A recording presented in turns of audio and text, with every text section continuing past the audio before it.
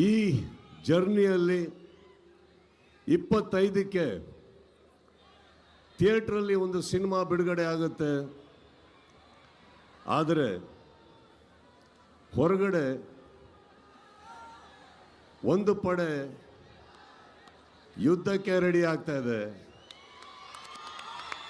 ಈ ವೇದಿಕೆ ಮೇಲಿಂದ ಹೇಳ್ತಾ ಇದ್ದೀನಿ, ಯುದ್ಧಕ್ಕೆ ಸಿದ್ಧ. ಯಾಕಂದ್ರೆ ನಾವು ನಮ್ಮ ಮಾತಿಗೆ ಬದ್ಧ. ಕೆಲವೊಮ್ಮೆ ನನಗನ್ಸುತ್ತೆ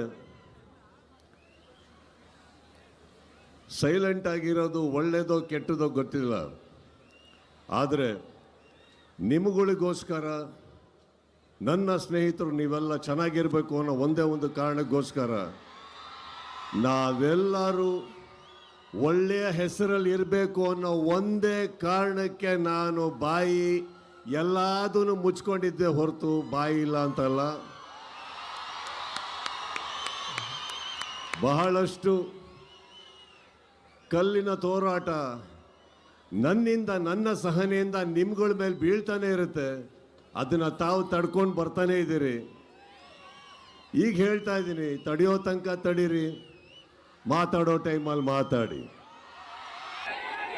ಹಾಗೆ ಕೆಲವೊಂದು ವ್ಯಕ್ತಿಗಳು ದರ್ಶನ್ ಅವ್ರು ಇಲ್ದೇ ಇದ್ದಾಗ ಅವ್ರ ಬಗ್ಗೆ, ಹಾಗೆ ಅವ್ರ ಫ್ಯಾನ್ಸ್ ಬಗ್ಗೆ ವೇದಿಕೆ ಮೇಲೆ ಹೋಗೋದು, ನಿಂತ್ಕೊಂಡು ಮಾತಾಡೋದು, ಚಾನೆಲ್ ಮೀಡಿಯಲ್ಲಿ ಕೂತ್ಕೊಂಡು ಮಾತಾಡೋದು, ಹೊರಗೆ ಕೂತ್ಕೊಂಡು ಮಾತಾಡೋದು ಎಲ್ಲ ಮಾಡ್ತಿದ್ದಾರೆ.